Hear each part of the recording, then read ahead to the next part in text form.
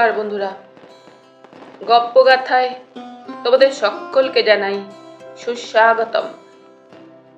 আমার এই চ্যানেলে থাকবে নানা স্বাদের গল্প এবং কবিতা। সেই সমস্ত শুনে যদি তোমাদের ভালো লাগে অবশ্যই একটা লাইক করো এবং মতামত পাঠিও, যেটা আমার কাছে অত্যন্ত দামি। আর এই সমস্ত ভিডিওর নোটিফিকেশন পাওয়ার জন্য অবশ্যই চ্যানেলটিকে সাবস্ক্রাইব করে পাশে থাকা বেল আইকনটি প্রেস করে দিও। তাহলে চলো শুরু করা যাক আজকের গল্প। আজ থাকলো নারায়ণ গঙ্গোপাধ্যায় লেখা মজার উপন্যাস চার মূর্তির অভিযান। এখন সপ্তম পর্বে থাকলো ই কার কণ্ঠস্বর। সেই নয়া পয়সার মতো চোখ দুটোর দিকে তাকিয়েই তো আমার হয়ে এসেছে।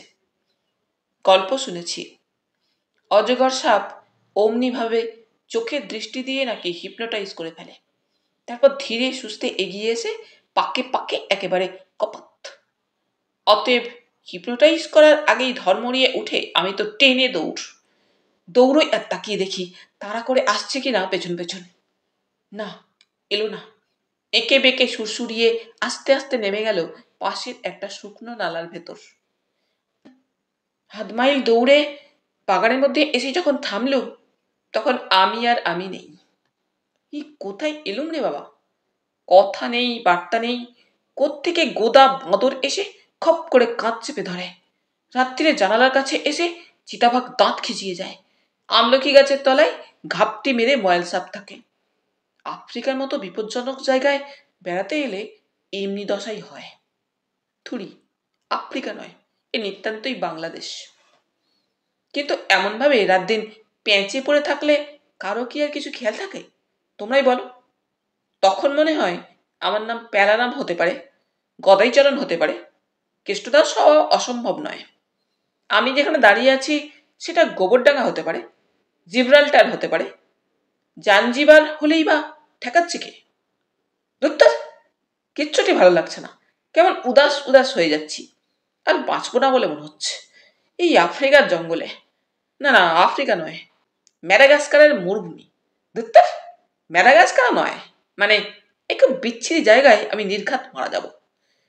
পাখিই খাক কি সাপেই ফলার করুক, মারা যাব। এ কথা মনে হলেই আমার খুব করুণ সুরে গান গাইতে ইচ্ছে করে। মানে বাঘেশ্রী ওই রকম একটা সুরে। আচ্ছা, বাঘেশ্রী না বাঘেশ্রী? বেমক্কা মনের মধ্যেই বাঘের ছিরি দেখলে গলা দিয়ে কুই কুই করে যে গান বেরোয় তাকেই বাঘেশ্রী বলে নাকি? খুব সম্ভব। আর বাঘ যখন গম্ভীর সুরে বলে হালুম, তখন সেই সুরটার নাম বোধ হয় খাম্বাজ। তাহলে মল্লার গান কি মল্লেরা, মানে পালোয়ানেরা কুস্তি করবার সময় গিয়ে থাকে? কিন্তু মল্লার ফল্লার চলে যাক, সাপ বাঘের ফলার হওয়ার আগে বরং মনের দুঃখে মরে যাওয়াই ভালো। টেনে দৌড় দেওয়ায় ধূপফুকুনি একটু থামলে আমি খুব মিহি গলায় গাইতে লাগলুম। এমন চাঁদের আলো মরি যদি সেও ভালো, সে মরণ স্বর্গ সমান। বেশ আবেগ দিয়ে গাইছি, চোখের জল আসবো আসবো করছে। এমন সময় কানের কাছে গিয়ে যেন করে হেসে উঠল। আরে খেলে যা, এই ভরা রৌদ্রে চাঁদের আলো পেলি কোথায়? আর কি বিয়াক্কেলে ক্যাবলাটা খুব ভাব এসেছিল, একদম গুলিয়ে দিলে। সাধে কি টেনিদা যখন তখন ওর চাঁদিতে চাটি হাঁকড়ে দেয়। গোলমাল করছিস কেন? আমি মারা যাব। যা না, কে বারণ করেছে তোকে? বেশ কায়দা হবে। যাই বিদায় বিদায় বলে মরে যা, আমরা তো শোক সভা করব, কিন্তু খবরদার ওরকম যাচ্ছেতাই সুরে গান গাইবি না। আমি বেজার হয়ে বললুম, দেখ ক্যাবলা, বেশি ঠাট্টা করিস নি। জানিস এক্ষুনি একটা অজগর সাপ আমাকে প্রায় ধরে খাচ্ছিল। ক্যাবলা বললে, খাচ্ছিল নাকি? খেলে না কেন? তোকে খেয়ে পাছে পালাজার হয় এই ভাই ছেড়ে দিল বুঝি? সত্যি বলছি, ইয়া পেল্লায় এক অজগর সাপ। ক্যাবলা বাধা দিয়ে বললে, বটেই তো, 30 হাত লম্বা আর 4.5 হাত চওড়া। জানিস, আমাকেও এক্ষুনি একটা তিমি মাছ, তার প্রায় 50 হাত হবে, একটা ইঁদুরের গর্ত থেকে বেরিয়ে এসে কপং করে চেপে ধরে আর কি। কোনো মতে পালিয়ে বেঁচেছি।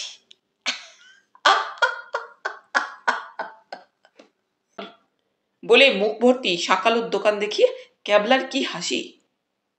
বিশ্বাস হলো না না? কেন এলোমেলো বকছিস পেলা? জালিয়াতি একটু বন্ধ কর এখন।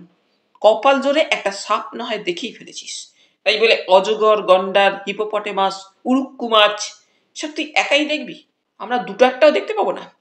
গল্প মারতে হয় পটল ডাঙায় চাটুজ্জেদের রুয়াকে গিয়ে যা খুশি মারিস। এখানে এসব ইয়ার্কি চলবে না। এখন চল, ওরা সবাই তোকে গরু খোঁজা খুঁজছে। বেশ, বলবো না, কাউকেই কোনো কথা বলবো না আমি, এমনকি কুট্টি মামাকেও না। তারপর কালকে একটা মতলব করে সবাইকে এই আমলকি গাছের দিকে পাঠিয়ে দেব। তখন বোঝা যাবে নালা থেকে অজগর বেরোয় না ইঁদুরের গর্ত থেকে 50 হাত তিমি মাছি বেরিয়ে আসে। সন্ধেবেলায় কুট্টি মামা বললেন, এক আধটা চিতাবাঘ না মারলে নয়, ভারী উৎপাত শুরু করেছে। আজও বিকেল নাগাদ একটা এসেছিল কুলি লাইনের দিকে। অবশ্যই কিছু করতে পারিনি, কিন্তু এখন রোজ হাঙ্গামা বাঁধাবে মনে হচ্ছে। টেনিদা খুব উৎসাহ নিয়ে বললে, তাই করো মামা, গোটা কয়েক ধাঁ করে মেরে ফেলে দাও, আপদ চুকে যায়। ক্যাবলা বললে, তারপর আমরা সবাই মিলে একটা করে বাঘের চামড়া নেব। হাবুল বললে, আর সেই চামড়া দিয়া জুতা বানাইয়া মচমচাইয়া হাইটটা যেমন। আমি চোটেই ছিলুম। সেই অজগরকে নিয়ে ক্যাবলাটা ঠাট্টা করবার পর থেকেই আমার মন মেজাজ এমন খিচড়ে রয়েছে যে কি বলবো। আমি বললুম, আর কলার খোসায় পা পড়ে ধপ্পাস কইরা আছাদ খাম। কুট্টি মামা হেসে বললেন, আচ্ছা আচ্ছা, আগে বাঘ তো মারা যাক, পরের কথা পরে হবে। আজ কয়েকটা টোটা আনতে পাঠিয়েছি শহরে, নিয়ে আসুক, তারপর কাল না হয় বেরোবে। আমরাও যাবো তো সঙ্গে? ফস করে জিজ্ঞেস করলো ক্যাবলা। শুনেই তো আমার পেটের মধ্যে গুড়গুড়িয়ে উঠেছে। আগে যেটুকু বা সাহস ছিল, জানালার পাশে বাঘ এসে দাঁড়াবার পর থেকে সমানে ধুকপুক করছে বুকের ভেতরটা। তারপর ওই বিচ্ছিরি সাপটা। না, শিকারে গেলে আমাকে আর দেখতে হবে না। পটল ডাঙার প্যালারামের কেবল 12টা নয়, 1:30 বেজে যাবে। বাঁচালেন কুট্টি মামাই। সে হরিণ শিকার হলে নিয়ে যাওয়া যেত, কিন্তু চিতাবাঘ বড্ড শয়তান, কিচ্ছু বিশ্বাস নেই ওদের। টেনিদাও বোধহয় মৌকা খুঁজছিল। বললে, আমরা তো শিকার করবার জন্যই এসেছিলুম, কিন্তু কুট্টি মামার অসুবিধে হলে কি আর করা যায়, মনে ব্যথা পেলেও বাংলোতেই বসে থাকবো। ক্যাবলা বললে, সমাজ গিয়া, তোমার ভয় ধরেছে, তাই না যেতে পারলে বাঁচো। ওরা থাকুক মামা, আমি সঙ্গে যাব। হাবলা সঙ্গে সঙ্গেই পো ধরল। হা, ক্যাবলা সাহস কইরা যাইতে পারবো, আর আমি পারব না? আমারও লইতে হইব। আমার যে কি বিচ্ছিরি স্বভাব, ওদের উৎসাহ দেখলেই সঙ্গে সঙ্গে আমারও দারুণ তেজ এসে যায়। তখন মনে হয় ফালাজার পিলে ফিলে কিচ্ছু না, আমি সাক্ষাৎ ভীম ভবানী, এক্ষুনি গরিলার সঙ্গে দমাদম বক্সিং লড়তে পারি। মনে হয় মনের দুঃখে মরে যাওয়ার কোনো মানে হয় না, মরি তো একটা কিছু করেই মরবো। একটু আগেই ভয় ধরে গিয়েছিল, হঠাৎ বুক ছিটিয়ে বলে ফেললুম, আমিও যাব, নিশ্চয়ই যাব। টেনিদা কেমন করুণ চোখে আমাদের দিকে তাকালো, তারপর ঘাটটা চুলকে নিয়ে বললে, সবাই যদি যায় তবে আমিও আর বাদ থাকি কেন? ক্যাবলা বললে, কিন্তু তোহারা ডর লগ গিয়া।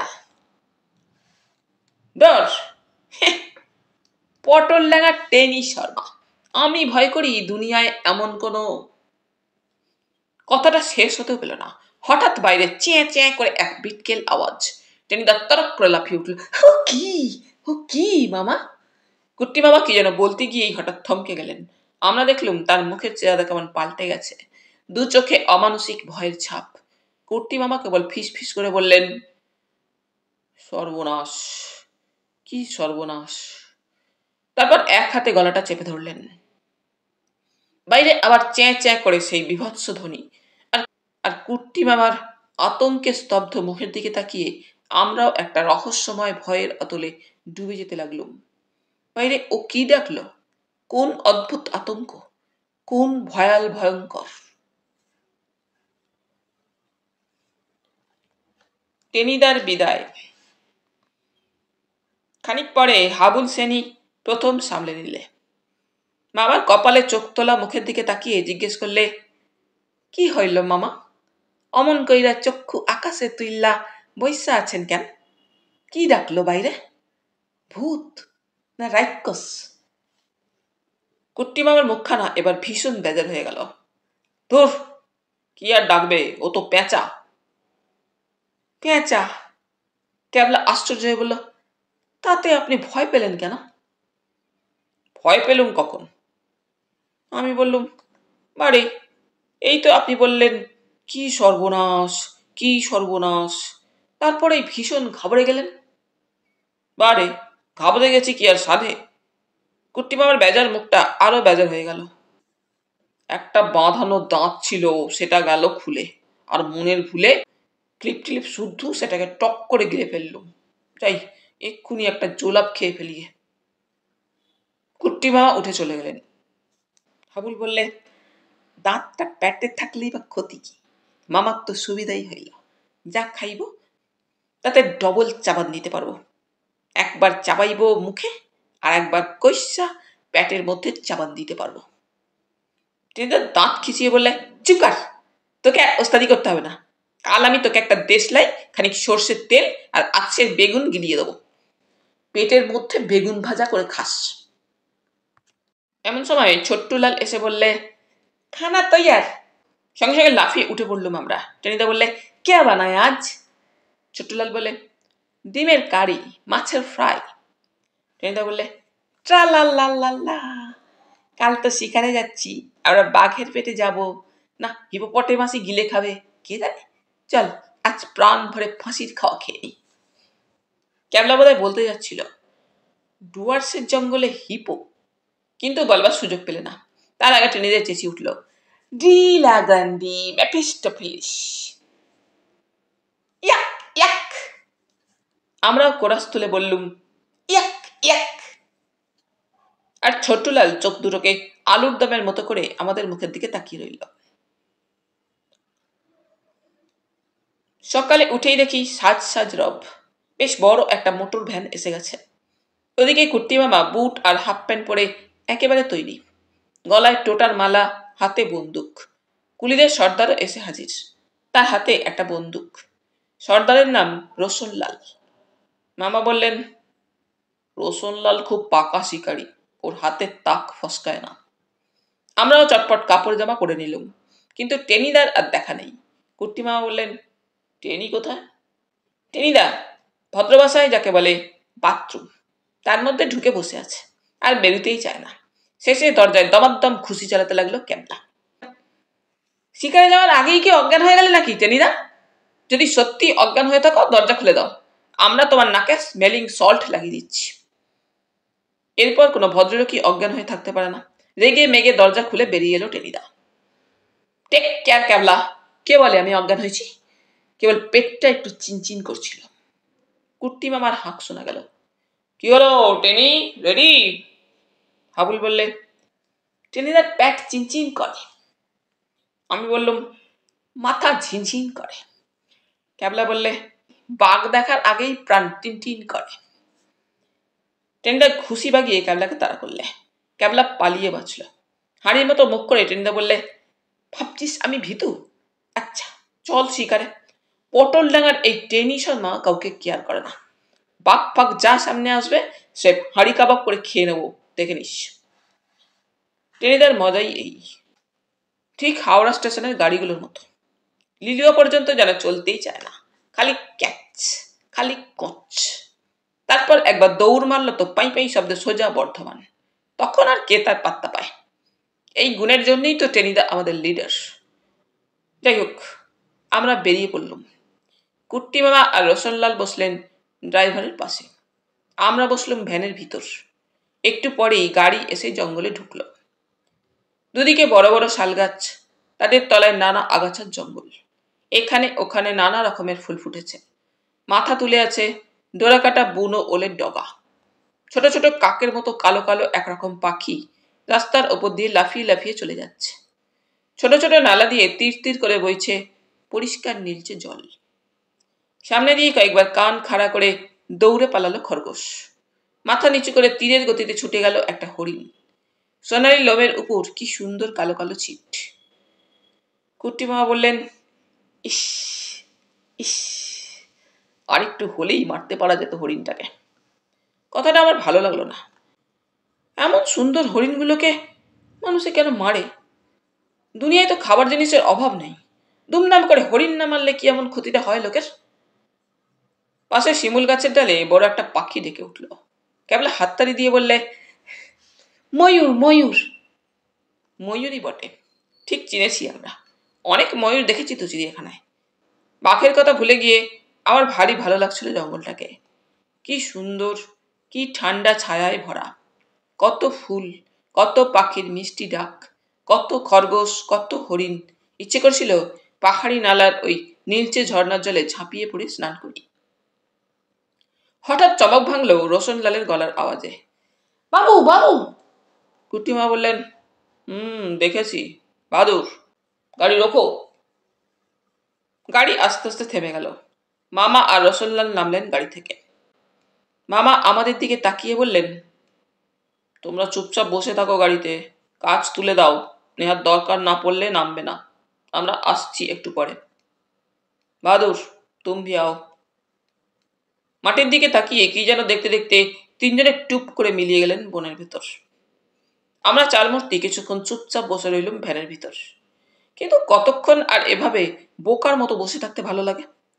কাজ তুলে দেওয়াতে কেমন গরমও বোধ হচ্ছিল, অথচ বাইরে ঠান্ডা ছায়া, হাওয়া বইছে ঝিরঝিরিয়ে, টুপটুপিয়ে পড়ছে শালের পাতা। আমরা যেন জেলখানার মধ্যে আটকে আছি, এমনি মনে হচ্ছিল। ক্যাবলা বললে, টেনিদা, একটু নেমে পাইচারি করলে কেমন হয়? টেনিদা বললে, কুট্টিমা বারণ করে গেল যে, কাছাকাছি যদি বাঘটাক থাকে। হাবুল বললে, এমন দিনের বেলা, চারিদিক এমন মনোরম, এখানে বাঘ থাকবো কেন? আর বাঘ যদি এইখানেই থাকবো, তাইলে আর বাঘের খোঁজে দূরে যাইব কেন? পাকা যুক্তি। শুনে টেনিদা একবার কান আর একবার নাকটা চুলকে নিলে, বললে, তা বটে তা বটে, তবে মামা বারণ করে গেল কিনা? ক্যাবলা বললে, মামারা বারণ করেই, সংস্কৃতে পড়েনি টেনিদা? মা মা অর্থাৎ কিনা না না, ওটা মামা নামের গুণ, সবটাতেই মা মা বলবে। টেনিদা বিরক্ত হয়ে বললে, ধ্যাত্তর সংস্কৃত, স্কুলে পণ্ডিতের চাটিতে চোখে অন্ধকার দেখতুম, কলেজে এসে সংস্কৃতের হাত থেকে বেঁচেছি, তুই আর পণ্ডিতি ফলাসনি ক্যাবলা, গা জ্বালা করে। ক্যাবলা বলে, তা জ্বালা করুক, তো मैं উতার যাও। সে আবার কি? হাউমাউ করছিস কেন? হাউমাউ নয়, রাষ্ট্রভাষা, মানে নামবো, সোজা বাংলায় বললেই হয়। টেনিদা ভেঙচি কেটে বললে, আমন ভুতুরে আওয়াজ ছাড়ছিস কেন? আয় নামা যাক, কিন্তু বেশি দূর যাওয়া চলবে না, কাছাকাছি থাকতে হবে। আমরা নেমে পড়লুম ভ্যান থেকে। বেশি দূর আমরা যাব না ভেবেও হাঁটতে হাঁটতে বেশ খানিকটা এগিয়েছি।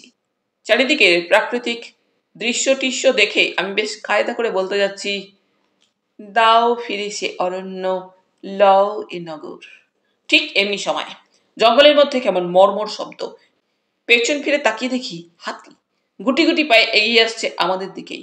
আমি চেঁচিয়ে উঠলুম, টেনিদা, বুনো হাতি! বাপরে মারে! কিন্তু ভ্যানের দিকে যাবার উপায় নেই, হাতি পথ জুড়ে এগিয়ে আসছে। কাবলা, হাবুল, পেলা, গাছে গাছে উঠে পড়, কুইক! টেনিদার আদেশ শোনা গেল। অবশ্য তার আগেই আমরা সামনের একটা মোটা গাছে তরতর করে উঠতে আরম্ভ করেছি। যেভাবে 3 লাফে আমরা গাছে চড়ে গেলুম, তা দেখে কে বলবে আমাদের পেছনে একটা করে লম্বা লেজ নেই?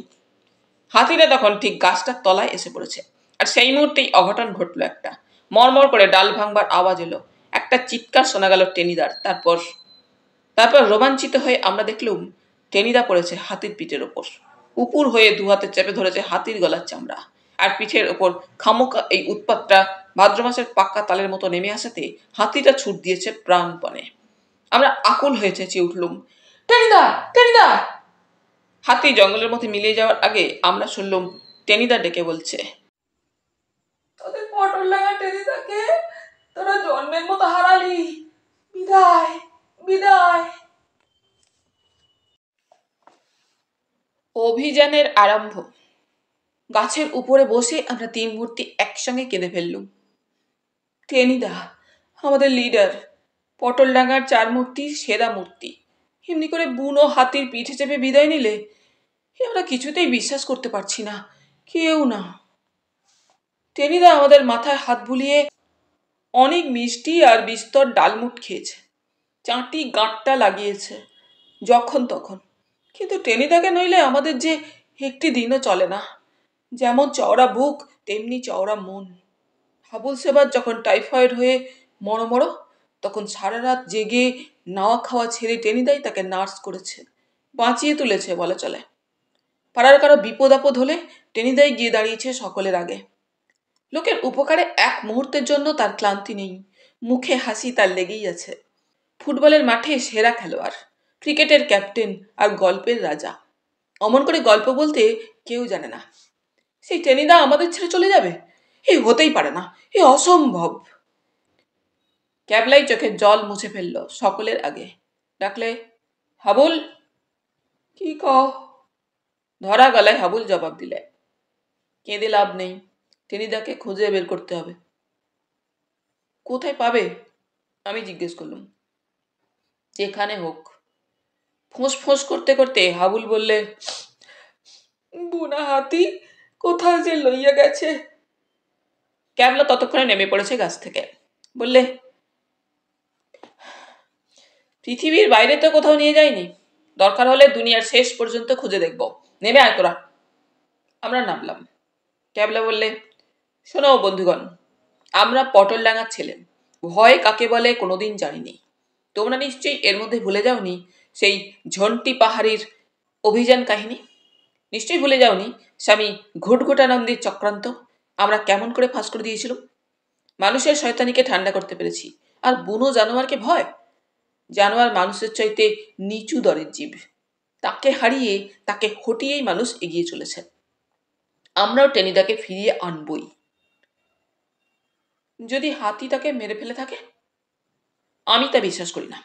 সে আমাদের লিডার, বিপদে পড়লে যেমন বেপরোয়া তেমনি সাহসী হয়ে ওঠে।